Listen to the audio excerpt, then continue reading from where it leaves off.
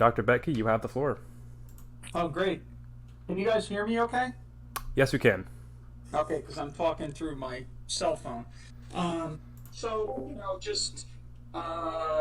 guess the biggest thing I would like to do is just lay out some ideas, but mainly answer your questions because I don't really, know the audience that I'm talking to.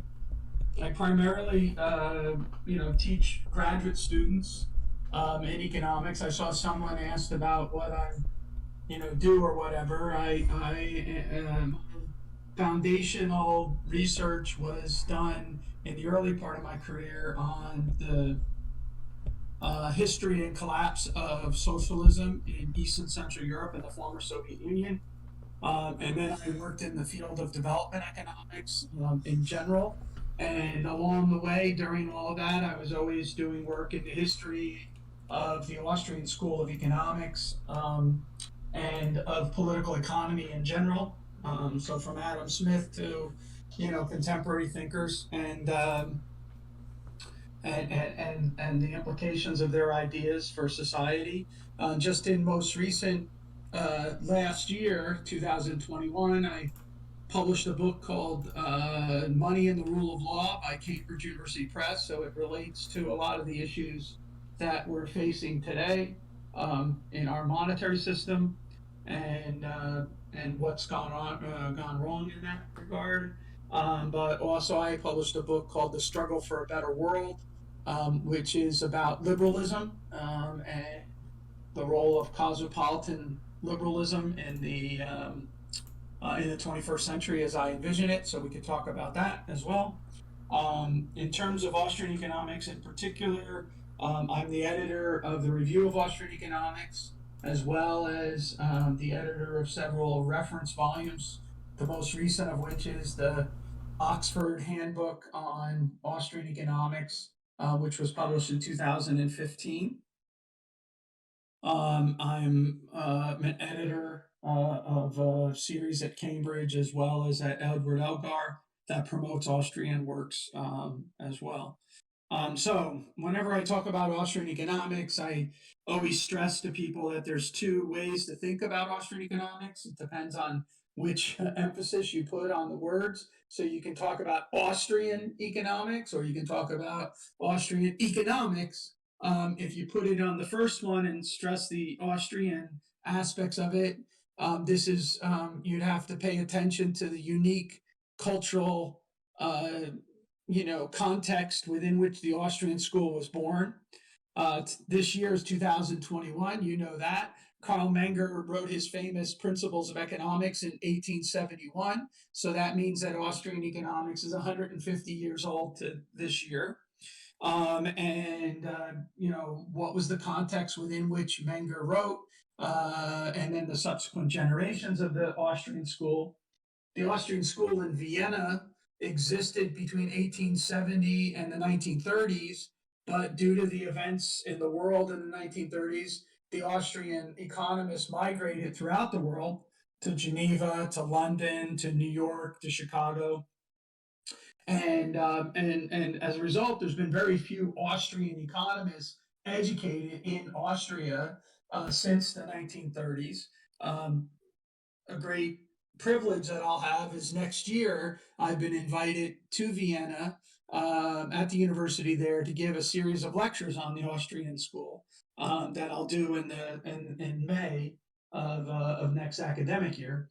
But the Austrian school and Menger, the revolutionary aspects of Menger's ideas, was a development of part of the development of neoclassical economics and the focus on marginalism and subjectivism. Choices and constraints is a way to think about it. And what Menger explained was the invisible hand of the market using the tools of marginalism and subjectivism. In that regard, Menger is what I call part of the mainline tradition of economics. The Austrian school is a part of mainline, but not exhausting of mainline. Mainline economists tried to derive the invisible hand proposition, that is the self-regulating mechanisms of the market, from the rational choice postulate, that is, that individuals are purposive actors, but they do so through institutions. That is, you have to study the institutions of property, contract, and consent, because it's those institutions, and in particular the role of private property rights, that play a significant role in the formation of prices, the ability to engage in profit and loss calculus, and overall the ability to coordinate economic activities through time.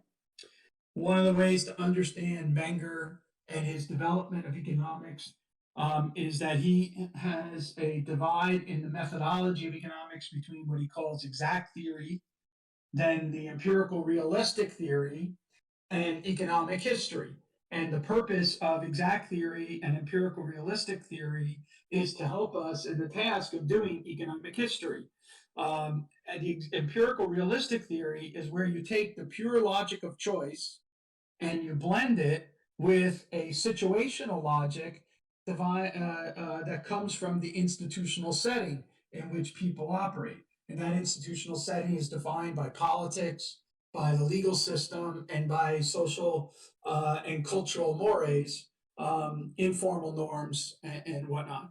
And so we develop a theory of the social cooperation under the division of labor based on this examination of the pure logic of choice and the situational logic of individuals. And that creates an empirical, a theoretical framework, set of eyeglasses from when we then are able to do economic history. But the purpose of theory is, in fact, to do history.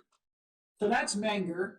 He laid that out. He's building on ideas from Adam Smith to John Stuart Mill in the development of the nature of our science, and then trying to develop those further with advances in marginal analysis and in subjectivism. And then, he has two followers, Bombaverick and Wieser, both of whom become very famous economists in their own right.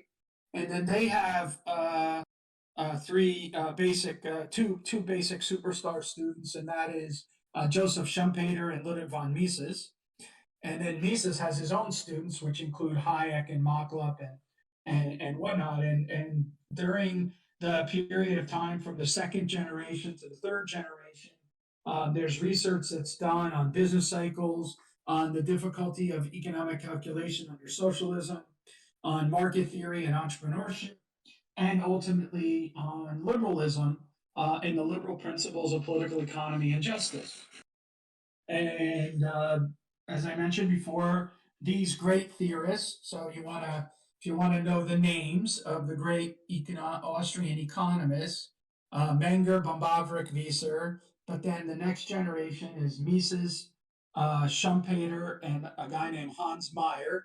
Hans Meyer was a very successful economist, but unfortunately he was a little bit too acquiescing to the Nazis when they took over, and as a result, the subsequent generation of Austrian economists, many of whom were Jewish, were extremely upset with Meyer. So he gets written out of the history of the Austrian school in many ways. Though earlier in the 20s he had written some very in the early 30s had written some very good papers. But never the same level of economic scholarship as Mises or Schumpeter. But Mises and Schumpeter migrate out of Austria, as do the next generation of great students, which included Hayek, but also Oscar Morgenstern, Fritz Machlup, Gottfried Haberler. And they went on to teach at Morgenstern at Princeton, Machlup at Princeton, Hayek at the London School of Economics, and then the University of Chicago, and Haberler at Harvard. Mises, when he left Austria, taught in Geneva and then migrated to the United States and taught at New York University. And the modern Austrian school is really around Mises, built up around Mises. And that included Murray Rothbard, Israel Kirzner, and Ludwig Lochmann. And Lochmann was a student of Hayek's at the London School of Economics. Rothbard did his PhD at Columbia, but came into contact with Mises. And Kirzner was a direct student of Mises at NYU. That's where he did his PhD. An earlier student of Mises at NYU was a man named Hans Senholz. And Senholz was my teacher. That's why I bring him up. But he taught at a small liberal arts college in Western Pennsylvania. Most of the thinkers that I'm going to mention are research scholars at major universities. And there's something about the sociology of the economics profession that I should just put up front, because Austrian economics has always had a very big lay following and a lot of people who are not necessarily part of the university. But those individuals are tend not to be the people that make contributions to the science of economics. They are great communicators of economics in many instances, and they make many contributions to the popular spread of a science. But that's not who's getting the citations. It's getting the awards, winning Nobel prizes, things like that, which is how a science operates, not necessarily an intellectual movement. There's a difference between being an intellectual movement or a broad political and intellectual movement and being a scientific movement. And I'm mainly talking about the science here. And so Israel Kirzner in that modern Austrian school is perhaps the most successful scientist in that group. He developed the theory of the competitive entrepreneurial market process. His books, like say, for example, his famous book Competition and Entrepreneurship was published by University of Chicago Press. His collected works are published by Liberty Fund and available in inexpensive paperback. And so I recommend that you look at those online. Go to that site. Kirzner established an Austrian economics program which granted PhDs in the 1970s, and that program continues to this day. The contemporary Austrian school is, again, going to be, keep in mind my sociology point that I made before, because you have the Rothbardians, but Rothbard never taught in a PhD program. He never had that kind of cadres of students that did that and whatnot. He was more of a broader intellectual, contributor in that regard, as opposed to the science of economics. But the contemporary Russian school is defined by Mario Rizzo, who teaches at NYU and has taught at NYU since the 1970s. Larry White, who is my colleague now at George Mason University, but also taught at NYU and taught at the University of Georgia. Roger Garrison, who's retired now, but taught at Auburn for many years. Jerry O'Driscoll, who taught at Iowa and NYU before moving to be the research director at the Dallas Fed. Their students include people like George Selgin, who taught at University of Georgia for many years. Don Boudreau, who's another one of my colleagues at George Mason University, but also taught at Clemson. Roger Koppel, who now teaches at Syracuse University. You also can see, Peter Klein and Nikolai Foss in that group. All of those individuals have been able to supervise and work with graduate students and help develop individuals. And that has led to the next generation of the Austrian school. And that's what you should care about, because everything I've talked to you about up till now is in the past, not in the future. And if I understand the question that was asked to me when I first discussed, it was about like what's going on in economics today and who might, other people in the economics profession are worth reading. And that's what I'm going to spend the last few minutes here talking about. So the next generation, that is the current generation of Austrian economists, you can find them at schools like Texas Tech University, where Ben Powell has the Free Market Institute, or you can find them at GMU with our Hayek program, or you can find them at Middle Tennessee State University with a group called PERI, which is the Political Economy Research Institute. And if you go a little broader, that is political economy and social philosophy rather than economics. You can also pursue advanced PhD studies at King's College in London with Mark Pennington and others who are there. And at the University of Arizona and what's called the Arizona School of Political Philosophy, which is historically was with Jerry Gauss and Dave Schmitz, but unfortunately Jerry Gauss passed away recently, and so now the school is just Dave Schmitz. But one of my former students, Vlad Tarko, is teaching there now, and so University of Arizona still is on the agenda. Now, where's the research that these individuals engage in? And I'm going to put them in four buckets. There's many more because I already mentioned Klein and Foss and entrepreneurship, but I'm going to put them in these four buckets and mention some young names. The four buckets are as follows: defense and peace economics, which includes the examination of the militarization of police and the sort of rise of surveillance capitalism under the militarization after 9/11. And that is Christopher Coyne is the leading researcher in that area. But he's published his books mainly with Stanford University Press.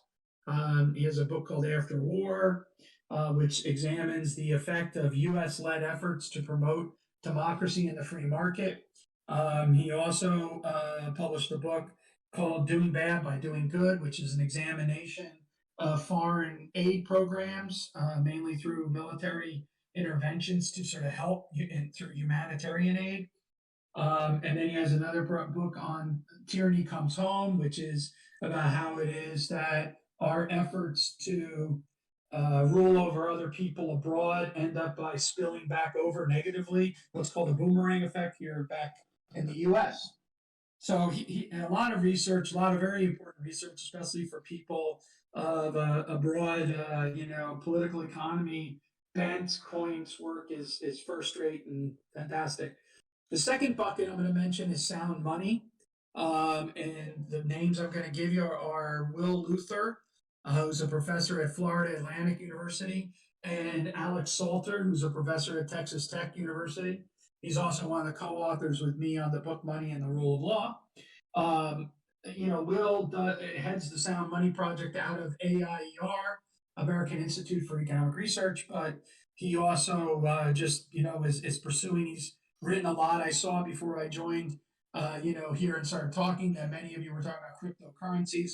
I think Will has the article on Bitcoin that's on SSRN, that's a social science research network that has the most downloads or whatever. So, reach out to Will. He's an expert on that area. Follow him on Twitter, whatnot. But read his academic papers on these issues.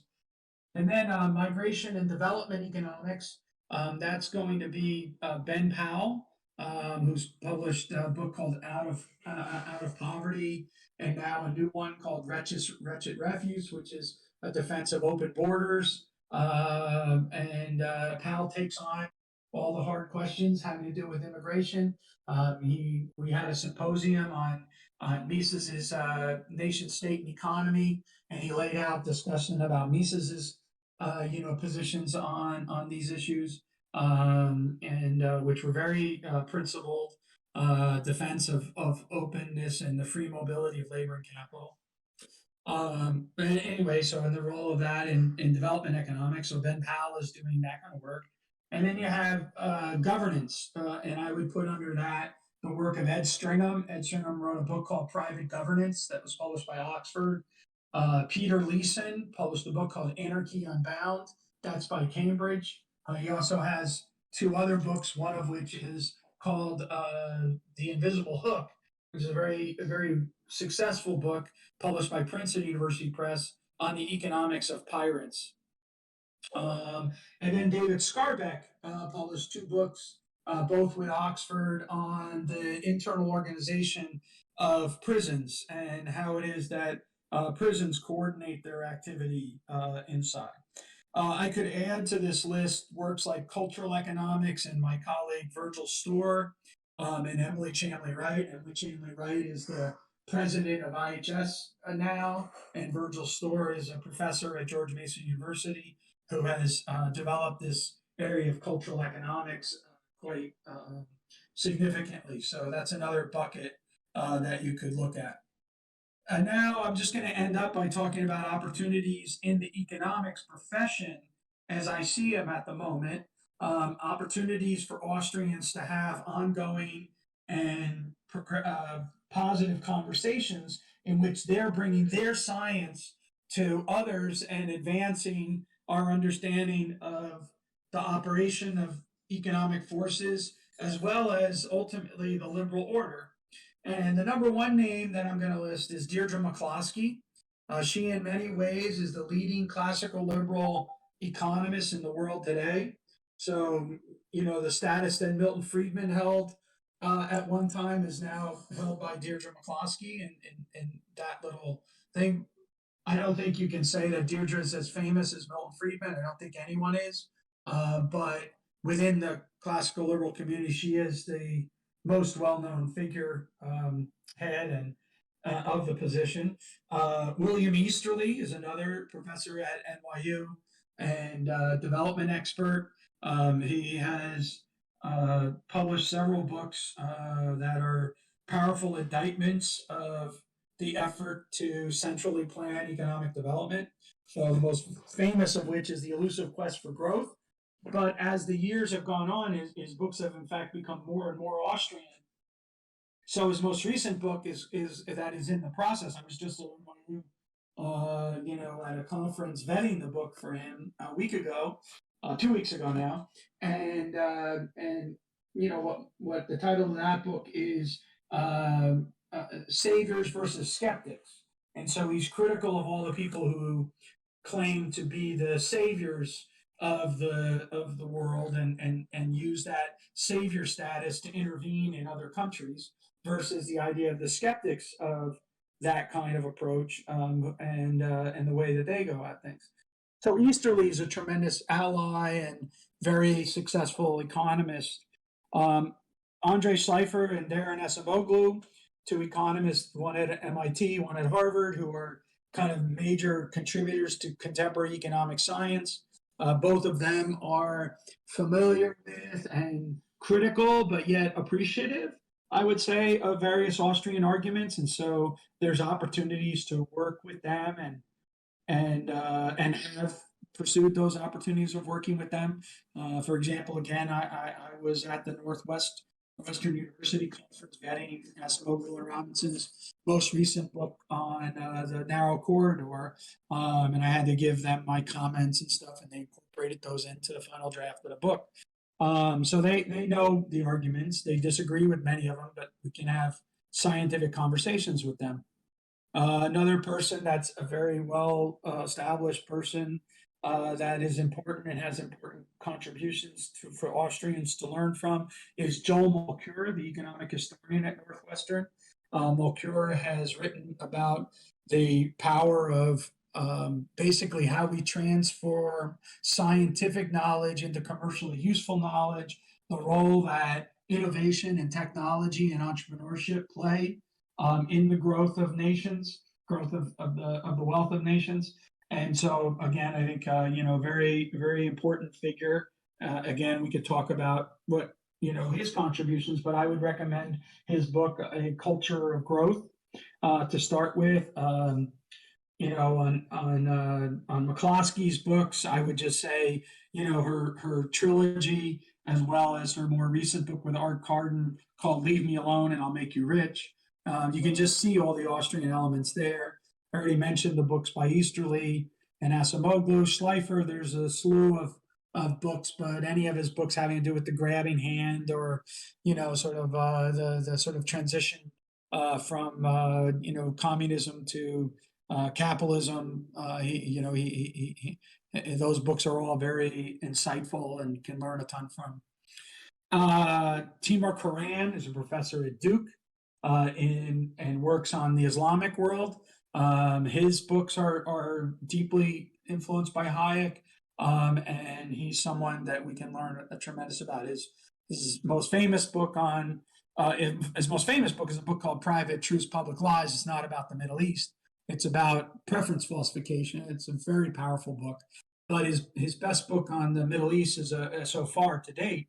He's got a new one that he's been working on, but his best book so far is a book called The Long Divergence, which tries to explain why it is that the Islamic Crescent, while in the 1400s was the most advanced civilization on Earth fell behind, Northern Europe in the development of capitalism and whatnot. And the last person I'm going to mention is an economist at the University of Chicago, Raghu Rajan, and he wrote a book. First of all, he wrote a book about the financial crisis, which draws a lot on Austrian insights about the difficulties that are created from the manipulation of money and credit. It's called Fault Lines. But he published more recently a book which is called The Third Pillar, which is about community. And I think this might be another avenue of research that we can talk about, is that the role of intermediary institutions in allowing the liberal society to operate. This invokes older ideas by people like Tocqueville and others about how you need these intermediary institutions in order to be able to make the economic system of property, contract, and consent work the way that we would like to see it work, to realize gains from trade and prod people towards least cost methods of production. So, all right, with that, I'll take any questions that people have about, any of these topics. So. All right, thank you very much, Dr. Beottke. We have a lot of questions here, so we'll just go ahead and dive into these and get through as many of them as we possibly can. So the first one here comes from Austral Drake, and he asks, is there a way to use econometrics in an Austrian economics perspective? Well, remember what I said about the issue having to do with exact theory, empirical realistic theory, and then economic history. I think the confusion that people have about econometrics is not that econometrics or any kind of statistical analysis is bad in and of itself. There's two issues that are associated. One is whether or not the econometric test is a test of theory rather than a way to illustrate a theory through sophisticated statistical analysis. And so there's nothing wrong with using econometrics as a tool of empirical analysis.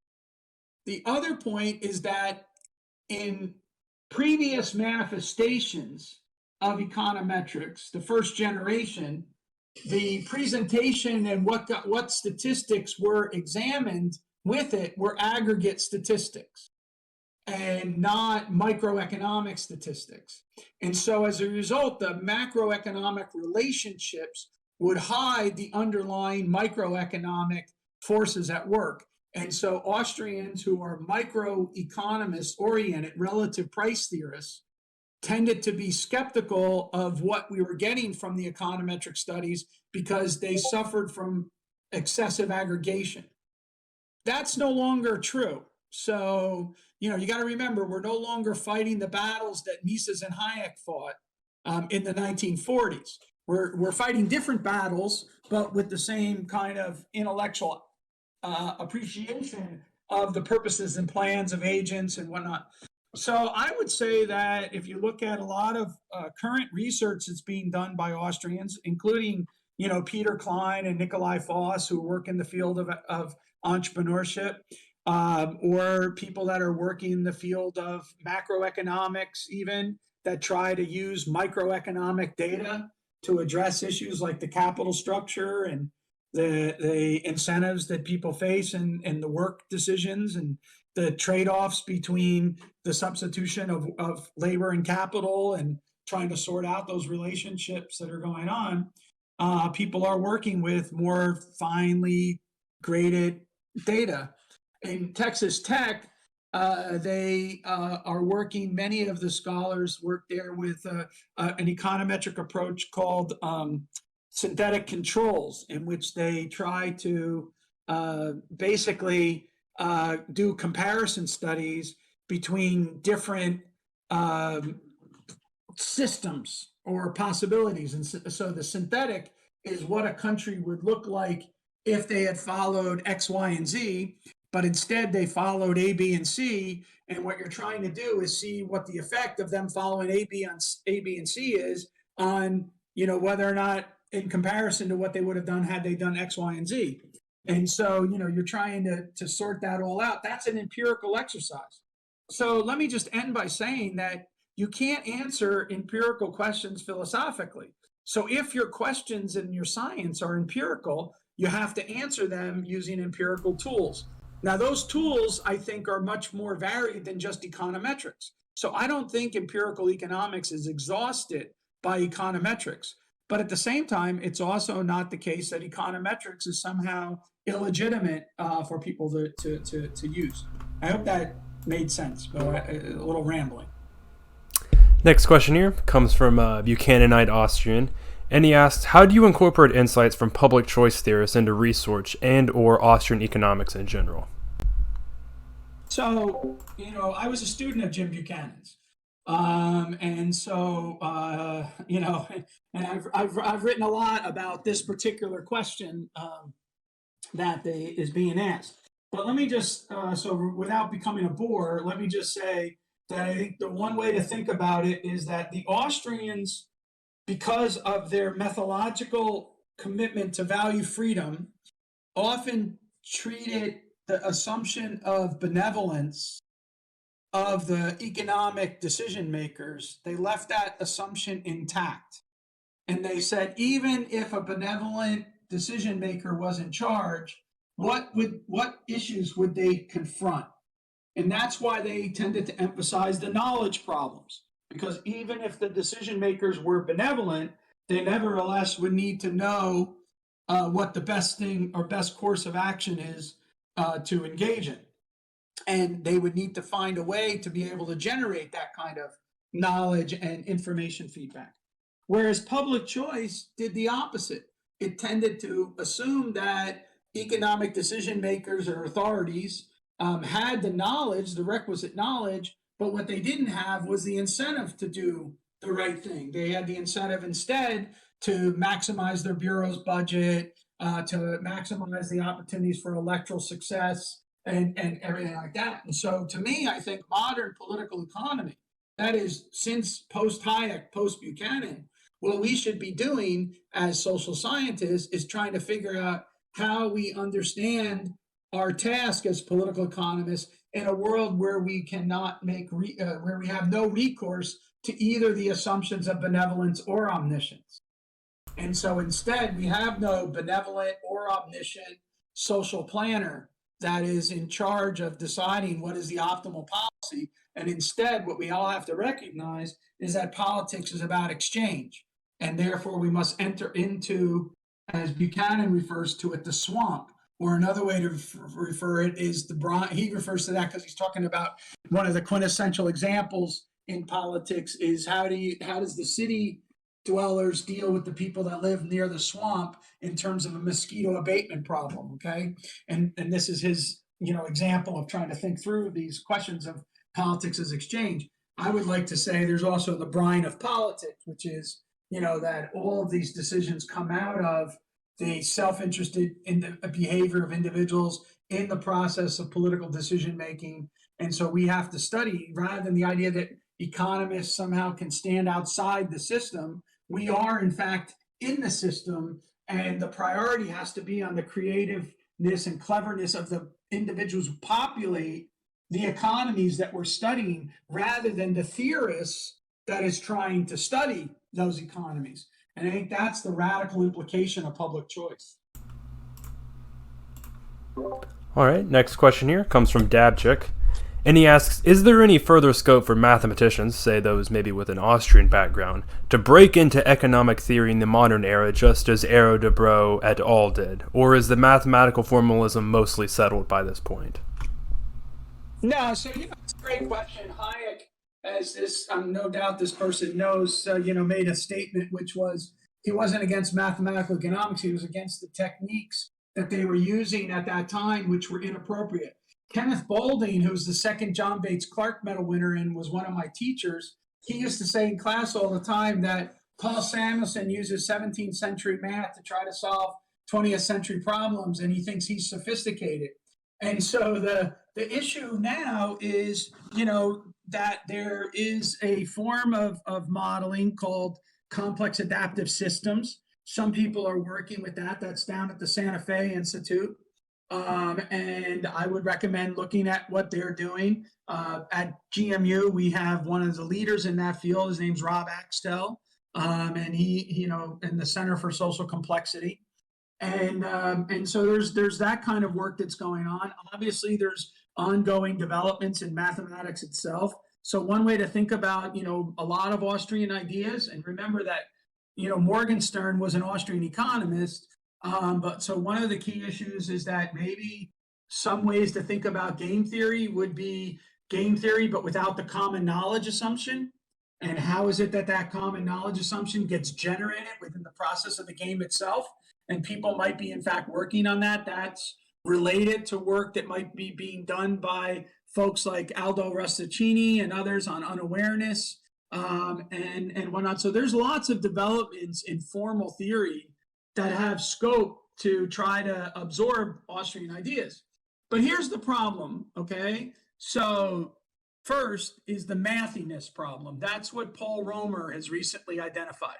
What he means by mathiness, and without getting into a big technical discussion about it, is just very simple, is that one of the great things about mathematics is tractability. There's a certain elegance in being tractable. But that elegance oftentimes belies that in order to be tractable, you end up by narrowing the questions that you ask. And if the questions that we have to ask are much broader than the tractability criteria, when we choose to ignore questions because we can't track them, right, then we are in fact hurting our science rather than helping it. And that's one of the things that Romer's worried about with what he calls mathiness.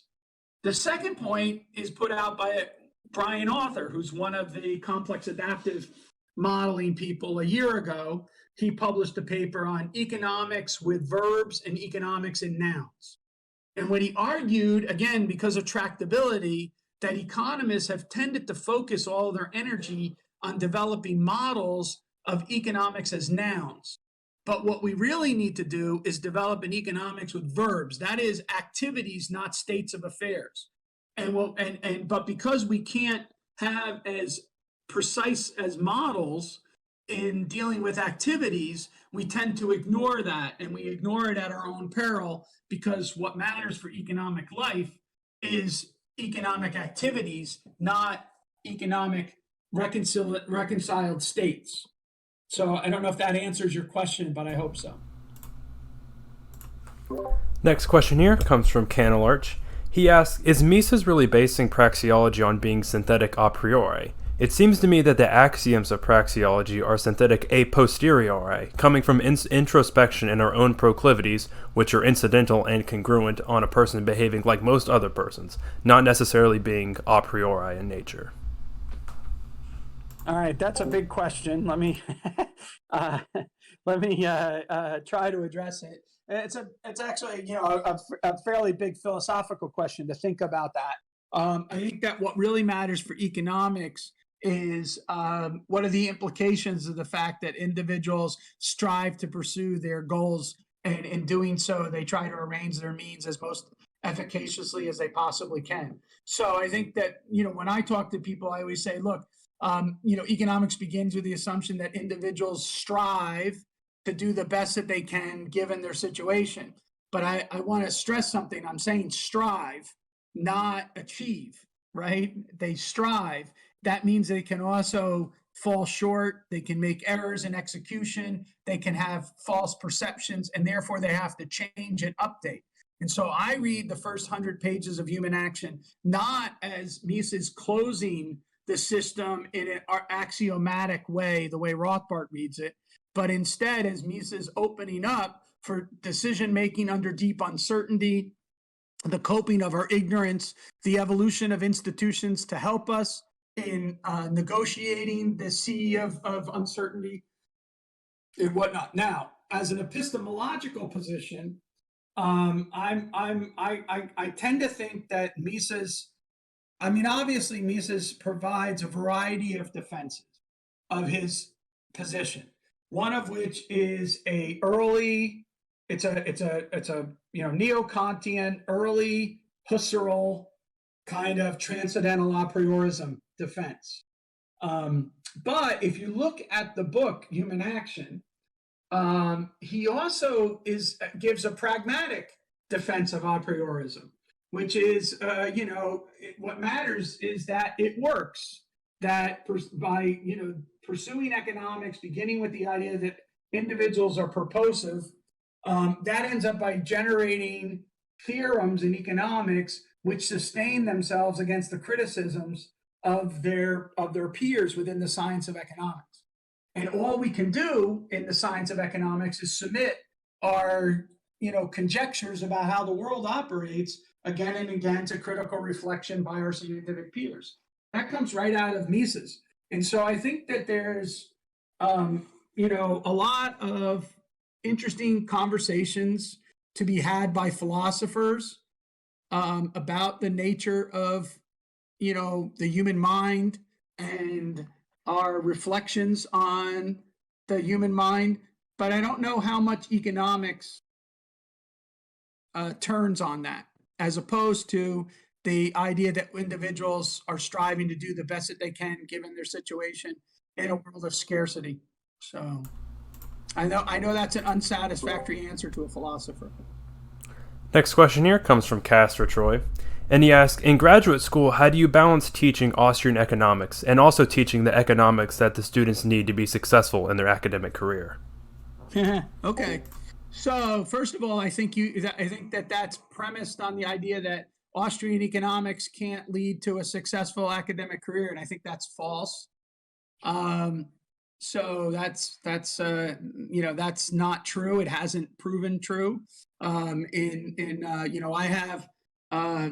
have educated or chaired over 30 dissertations. 10 of my students are teaching in R1 universities. That's the sort of brass ring in academics. And some of them have, in fact, now in turn trained their own students who are teaching in R1 universities.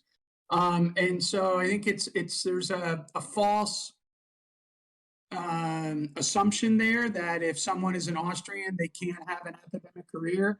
I'm not here to badmouth anyone, but I think that that's bad advice that people sometimes share on the internet or whatever, and I think it's false. So that much. Now, what do they have to be? Well, they have to be actually productive scholars in economics and really good teachers. Now, if I'm teaching undergraduates, I think one of the biggest mistakes that we can make is to think that our principles of economics class is the first class of an introduction to a stream of classes that will prepare students to be PhD students. I think that's a false way to think about how you teach economics. What you should do is teach the principles of economics as if it's the last class a student will ever have in economics. And ironically, it will turn out to be the first of many that they take, because it unleashes their curiosity and gets them asking questions about how the economy operates and how we study the system that's outside the window. For graduate students, there's two tasks that they have to learn. They have to learn how to be a scientific economist and be able to be a productive input into the scientific conversation that's currently going on in the profession. And second, they have to learn how to be effective teachers who excite the imaginations of 18 to 22-year-olds that are sitting in their classes and want to learn about how the world operates outside. And so it's very, very important to teach graduate students right from the beginning that teaching is a very, very valuable component to their careers. And that's very unusual because most people learn that teaching is what's to be avoided and you need to have more time to do your research and all that stuff. So I'm fighting against a kind of a cultural norm or a acculturation process among graduate students. But no, the premise, as I heard the question, and I might be wrong, so correct me, but the premise I heard was that as an Austrian economist, you can't be successful unless you don't do Austrian economics, and I just think that's false. I have been a professor at New York University and at George Mason University, but besides that, I've also been a visiting professor at the London School of Economics twice. I was a fellow at Boston University. I've been a guest of the Academy of Sciences in Moscow. I have been at Stanford twice. Um, and as I said, I'm going to Vienna next year, and I've been at other schools at King's College and all these other ones. And I'm not saying that just to give you my resume. It's actually just a demonstration effect. One of my students, David Scarbeck, who writes on the social order of the underworld, right, and informal norms that guard and allow for self-governance. He's a tenured professor at Brown. Another one of our former students, Ryan Opria, is an associate editor at the American Economic Review, and he's a tenured full professor, runs a lab and a senior at the at University of California, Santa Barbara. And Ryan himself was a student of Richard Eveling's at Hillsdale College, and focused on Hayek and semiotics and these kind of questions when he was younger. And so I just don't think that the premise is correct, though it is one that is often heard in circles that I think just might not know better. All right, next question here comes from Bernard Mandeville, and he asks, Austrians are often skeptical of mathematical formalization. Should we treat computational techniques such as agent-based modeling with the same skepticism, or is it sufficiently agreeable to Austrian foundations to be a worthwhile methodological approach? I think it's all individual preferences, right? So if people are so inclined to that kind of mind, that they are persuaded more or less by, more mathematical presentations or whatever, and they want to try to contribute and communicate in that language, they should go ahead and do it. I think one of the great strengths of Deirdre McCloskey's sort of methodological warnings to all of us is that we should be a lot more comfortable in terms of recognizing the sort of pluralism that constitutes a vibrant science, including a vibrant science of Austrian economics. So the Austrian school, when it was at its highest scientific recognition throughout the world, was in the hands of Hayek, Machlup, Morgenstern, and Haberler. So that's just a fact, in terms of the prestige that these individuals held in the profession. And just think about the various ways and topics that those individuals all pursued Austrian economics. All right. So, Hayek pursued Austrian economics the most similar to the ways that many of us, still think about what Austrian economics is, in words, more philosophical, legal and political philosophy, mixed with economics or whatever. But, Morgenstern was working with von Neumann on developing, game theory, and Haberler was working, with people on developing examinations of macroeconomics and trade and measuring trade. Machlup was working in the field of industrial organization and the measuring and building of models of imperfect competition and monopolistic competition and addressing those kind of questions. And so you have to think about the variety of tools and techniques that are available. But at the end of the day, are they illuminating, to go back to Brian Arthur's point, are they illuminating states of affairs, or are they illuminating, processes of activity? And if the Austrian agenda is to emphasize those processes of activity, well, then, we need to find the techniques that are appropriate for that approach. And obviously, for example, if we just take Arohan de Breu, a system of simultaneous equations, and note what I just said, a system of simultaneous equations, right, which yields to us a unique P and Q vector, which clears the market, that approach cannot study processes. That approach cannot talk about price formation, but can only talk about price determination. And if the Austrian approach, going all the way back to Menger, is about price formation, then what you need to do is talk about the higgling and bargaining in the market. And so you have to use the tools that allow us to talk about the higgling and bargaining in the market. And so it's the questions that dictate the techniques, not the techniques dictating the questions. And so, as Ken Boulding used to put it, mathematics is a very good servant. It's not a very good master. And so you always have to hold it. So I recommend to you to look at Boulding's, review of Samuelson's, Foundations of Economic Analysis in the JPE in the late 1940s. And again, just keep in mind that Boulding is the second John Bates Clark Medal winner.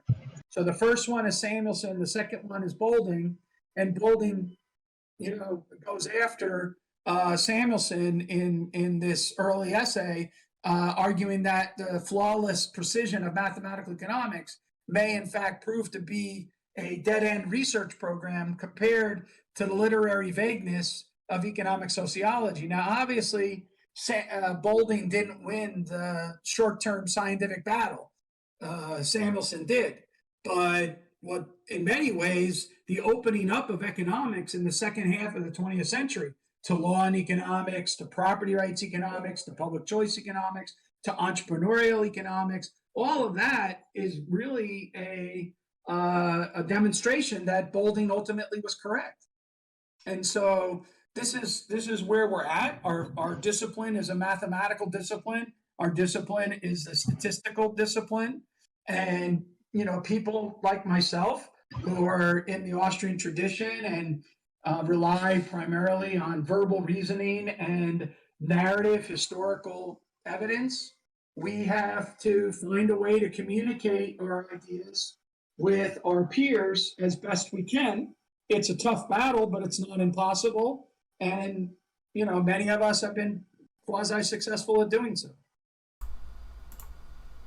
All right, we'll do one last question here for you. This comes from Kaleitic Virtue, and he asked, while Austrian economic theory has greatly focused on the role of time in human action to explain subjects like capital and interest theory, do you think it's possible for an Austrian to apply the concept of space to certain subjects of economics? Yeah, that might be more a complicated question of physics than I'm willing to entertain, because I might not fully understand that. I do think that my colleague Dick Wagner, who has written a lot on Viennese kaleidics, is someone that this questioner might want to look at.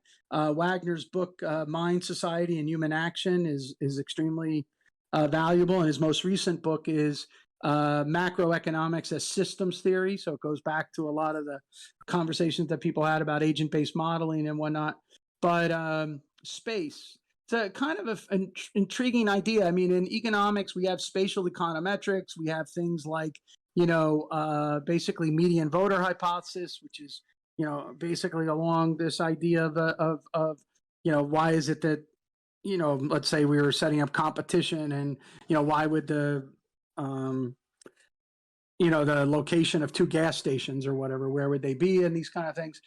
So people have tried to do some of that stuff, but within Austrian economics, that's kind of an intriguing question that I might not fully understand. So I apologize for not giving a very good answer to that. All right. Well, with that being said, thank you very much, Dr. Beottke, for coming on to speak with us. Questions about liberalism. No, we didn't. You have to come back on, and then maybe we could ask you about liberalism. No one asked any questions about liberalism or any of these other things like that. And I mean, there's great opportunities for Austrian economists. I'm in the middle of writing a survey article at the moment for the annual review of economics. Philip Agion invited me to do that, and so I'm taking a stab at, again, trying to communicate to our economic peers what the value of Austrian economics is. But I think we're in a very interesting time right now. There's lots of turmoil and opportunity, and so I hope these people pick up and read some of the ideas that I laid out there. And if they have any questions, they can email me, and I'd love to chat with them and discuss further. So thank you for the opportunity. Absolutely. Thank you very much for coming on. Alrighty. Insofar as announcements, while closing out here, we do have the Choice Book Club tonight at 8 p.m. EST. So for any of you guys that are interested in attending that will be happening tonight as well. But for everyone else, thank you very much for coming, and we'll see you next time. Thanks. Okay, thanks. Yep, bye-bye.